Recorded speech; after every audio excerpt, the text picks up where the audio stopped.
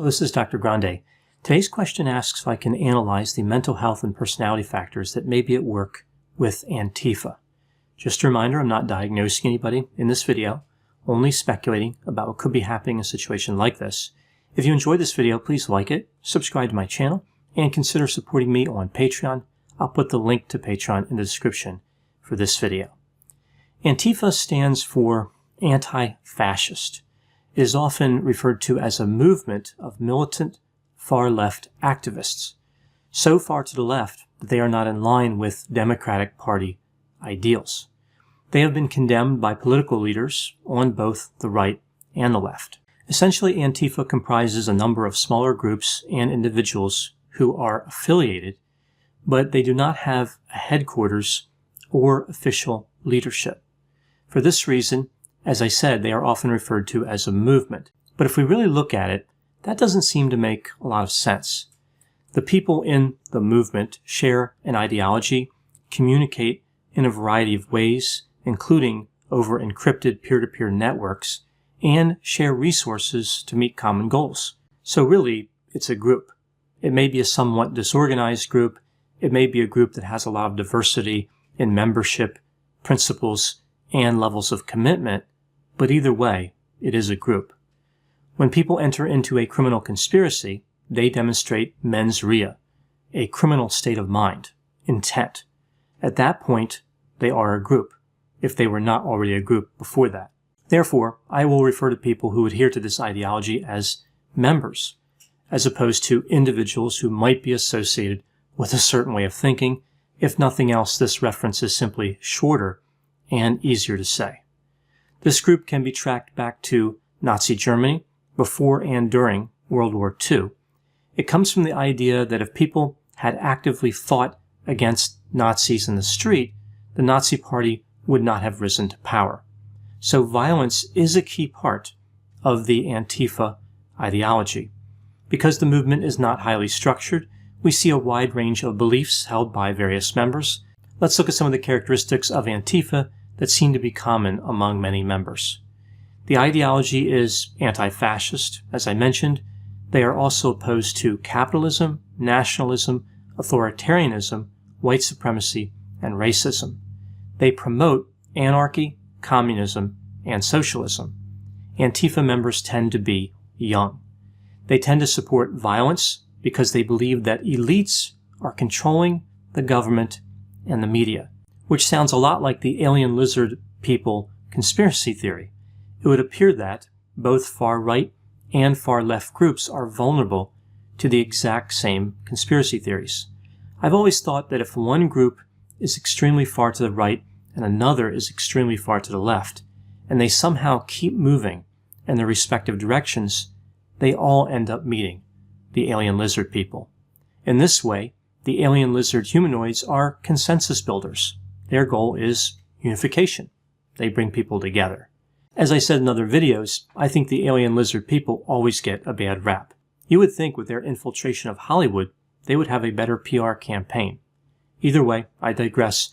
Moving back to Antifa, as far as their stance on violence, they claim that destroying property is not the same thing as violence, and they are just trying to defend themselves. I guess they are frequently attacked by stationary cars, building windows, and street signs.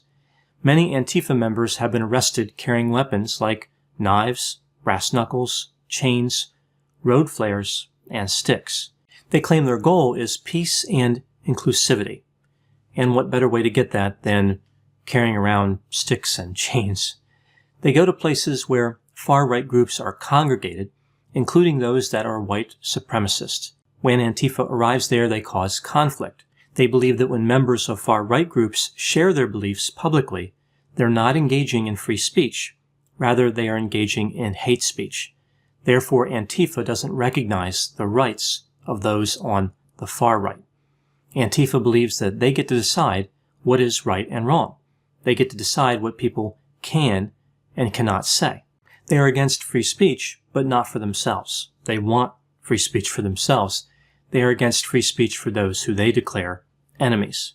Antifa members are known to harass members of rival groups in other ways that are nonviolent, like calling their employers and trying to get them fired, and releasing stolen personal information. One of the trademarks of Antifa is anonymity.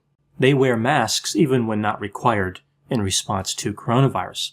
Some members have said the reason they do this is so they can avoid being arrested and prosecuted for their crimes. That seems like a straightforward answer. I found that to be a fairly common reason to hide one's identity. So what we really see here is a commitment to recklessness and a contempt for the law. There have been some incidents where Antifa has been falsely accused of being involved in various crimes, and this is a sore topic for them, like they are being misrepresented, blamed for every act of violence. So their story is that the far right looks at everything that's happening that is violent and says, oh, Antifa did it. Many of the looters that were arrested in the spring and summer of 2020 were local common criminals. Few were connected to Antifa. So it would seem like they have a point. But here's what I think about this. When a group advocates violence and attempts to deny free speech, they should not be shocked if more bad acts than they actually committed are attributed to them. If a farmer had a hen house and a few of the chickens went missing, he would go talk to the fox. The fox isn't going to be offended and say, I can't believe you would think I'd be capable of such an action. Some Antifa members have said they're just being accused of everything. I've never seen any evidence indicating Antifa members have been accused of being smart. So it's not everything. They're not being accused of everything, just some things. One of the reasons that Antifa is not well organized is because the members don't have any understanding of what they're actually trying to achieve other than senseless violence. They don't understand the history of World War II, of Nazi Germany, of violence in general. They don't really understand what fascism is. So they say the words like anti-fascist, but I really don't think they understand what the words actually mean. Many say they are fighting for anarchy, but I see no evidence they could survive in anarchy. Looking at some of these Antifa members who have been arrested, they wouldn't last a week without a government. They are far from survivalists. Antifa members promoting anarchy is like gazelles fighting to free lions, thinking it will result in a fine dining experience for both groups. I think what happens sometimes is that people feel frustrated by injustice and their own excitement-seeking nature. So this drive pushes them to experience various sensations, and they just need to find some type of outlet that will alleviate that. They're looking for some way to give in to their base desires while feeling as though they're fighting for some larger cause. So essentially, many of them want to be violent. So they latch on to a belief system that justifies that feeling, that makes their violence seem noble. They are no longer a common criminal. Rather, they transform into a freedom fighter. This is like Pee Wee Herman looking in the mirror and seeing Arnold Schwarzenegger. So what mental health problems might be overrepresented among Antifa members? Well, of course, there's no way to know for sure, but paranoia, narcissism, and antisocial personality are likely overrepresented. This is common with many forms of extremism. As far as a potential personality profile, we would see high openness to experience. They would think of themselves as being against traditions. We see low conscientiousness, impulsivity, and irresponsibility, high extroversion, sensation-seeking, and assertiveness, low agreeableness, a lot of distrust, being resentful, and being arrogant, and high neuroticism. They have difficulty resisting temptation, and they express a lot of anger. There are reports that Antifa is really dying. Their strategy of remaining a loose affiliation of militants may shield them from arrest much of the time, but it also makes it more challenging for them to organize. They seem to be fading into the background. But what happens if they don't go away? In that case, our best hope is that the alien lizard people broker some type of peace deal. So once again, alien lizard people may come to the rescue. Those are my thoughts about Antifa.